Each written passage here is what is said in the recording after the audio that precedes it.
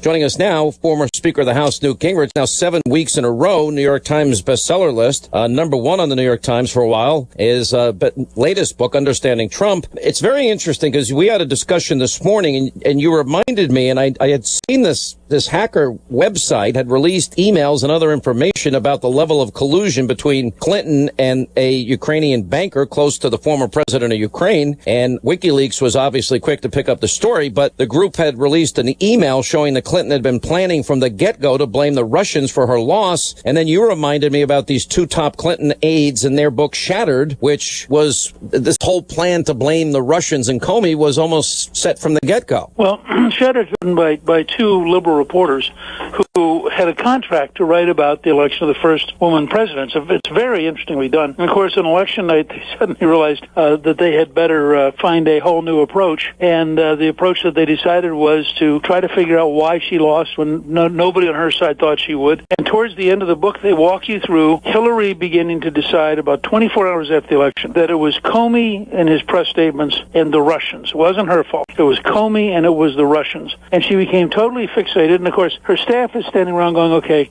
we could tell her it's not true, but then it would be our fault. So why don't we just go along with her? And so I think a great deal of the news media Russian fixation came out of the Clinton effort to find somebody to blame other than herself. If you think about it, it's kind of amazing that it would degenerate like that. It really is amazing, isn't it? In so many different ways. Can you imagine writing a book so certain that Hillary's going to win? That's how certain they are. So Shattered, well, obviously, a reference. Look, everybody in the elite was certain until about 8 o'clock or 9 o'clock election night.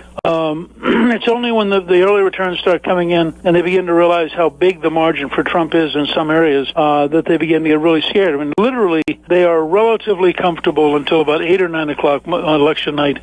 And so that's why this is, instead of shattering the glass ceiling, it turned out that Hillary herself was shattered by the impact of this totally unexpected defeat. And I believe that's a major reason that you still have today so many people who are just bitter about Trump because the shock was so enormous that they just couldn't, they couldn't believe it. I think that the media is so overreached on this. I'm not finished with really explaining all that happened, but I'll give the short end. Ukrainian ambassador meeting at the embassy, DNC paid operative. They're disseminating false information trying to impact our election. That information to the DNC operative going back to the Clinton campaign and to the DNC. And I think a lot of people need to answer questions. Isn't that far worse than anything that we've heard regarding Trump, Russia in 11 months? Well, it's if you just want to say, and look, I do believe that there are a lot of good reasons the Congress should be looking at foreign influence in American politics and in American government, way beyond just Russia and Ukraine, because I do think there are huge problems in a world system when you have a free society that has these kind of penetration by foreign groups and foreign governments. But in this case, if you went down the list, you'd have to say,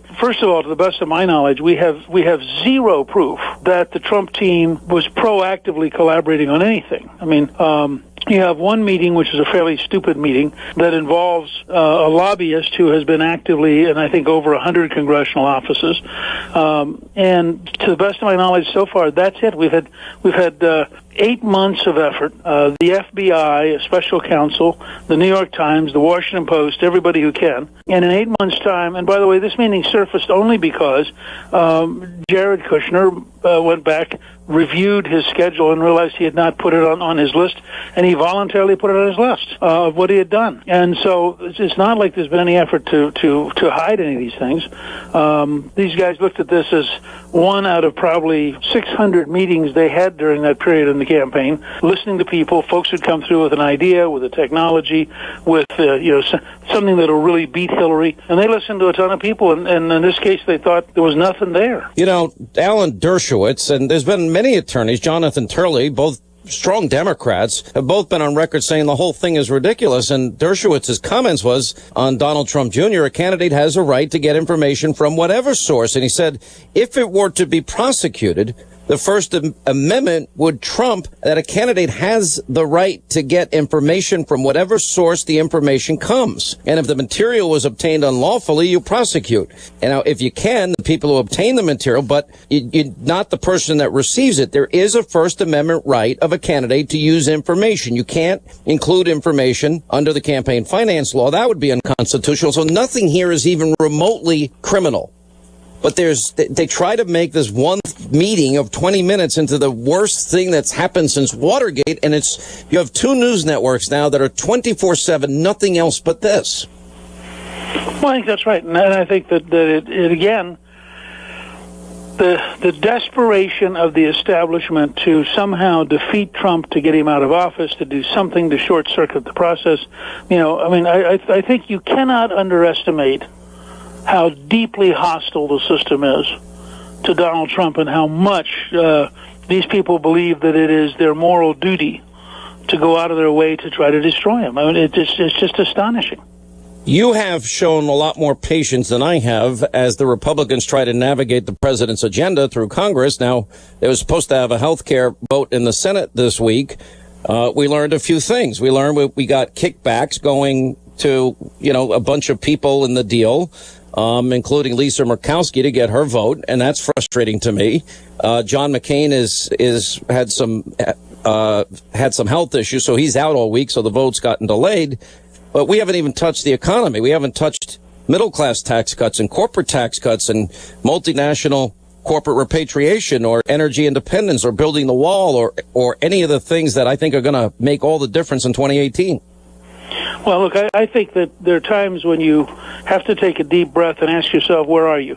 We've had almost 7 months now of the House, Senate, White House team trying to get things done.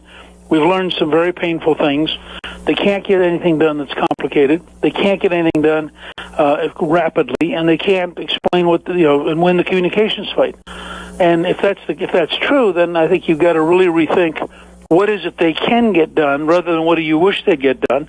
And I think their highest priority ought to be to pass a very big tax cut, make it retroactive, and ensure that the economy is growing fast enough that people see enough jobs, they see enough opportunity, they see enough take-home pay, that in 2018 they decide we're the party of prosperity. Stay right there. If we can't deliver something, we have a big problem. Yeah, they're going to lose in 2018. I'm going to tell you what I think the 5 things are that must be done to satisfy the people that voted for them and gave them the power they asked for, and then I'll get your take on it as we continue. Former Speaker of the House, Newt Gingrich, his book, Understanding Trump, #1 New York Times bestseller. It's on Amazon.com, Hannity.com, bookstores everywhere. And as we continue with former Speaker of the House, Newt Gingrich, his #1 New York Times bestseller, now on the New York Times list for 7 weeks, is called Understanding Trump, and it's on Amazon.com, bookstores everywhere, Hannity.com. So, from my perspective, all right, the president fulfilled his promise on Neil Gorsuch, an originalist. He might have another opportunity. We'll see soon. Also, if the American people can't see 300 miles, I would say at least 200 to 300 miles of the wall built and see that it's funded and getting done, if that's not done, if there's not the effort to begin the process, repeal, replace Obamacare, and getting it done and getting it started, allowing health savings accounts and cooperatives, if they don't get this economic plan that we went into detail in the last segment and get the economy moving, and I love your retroactive comment, if they don't get that done and they don't get energy, the jobs, the millions of available jobs from energy, I think they have a real risk of losing in 2018.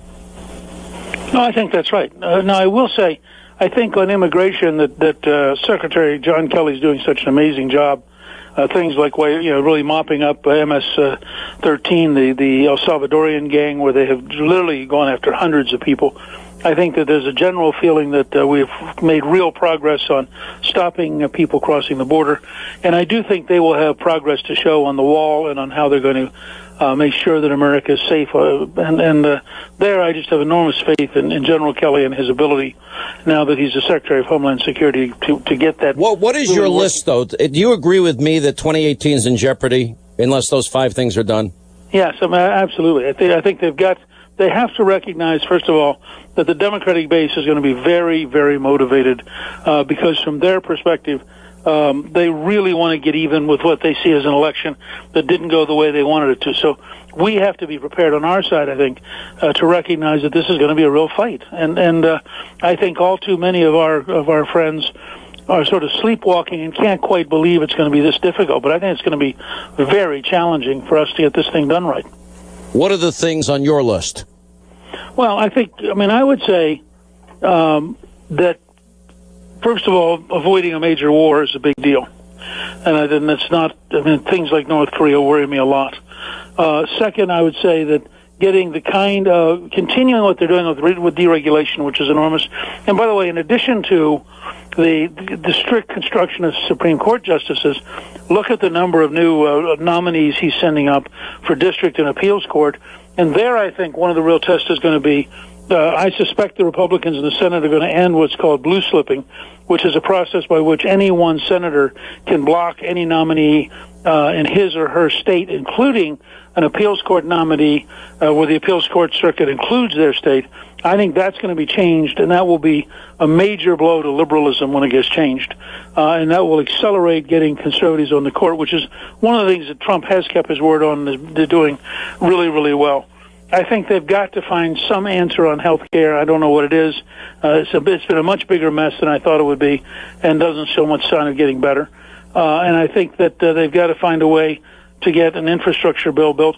But I also would say that the country wants to see very real reform. You know, the place where they have a great story to tell is the Veterans Administration, where they really have, both on a bipartisan basis in Congress, passed tremendous reform legislation, and they have also done a great job of so important. Has just been really, really fixing dramatic. Well, it shows what you can do if you put your attention to something. But that's right. They need to take 3 or 4 more departments and have that kind of impact.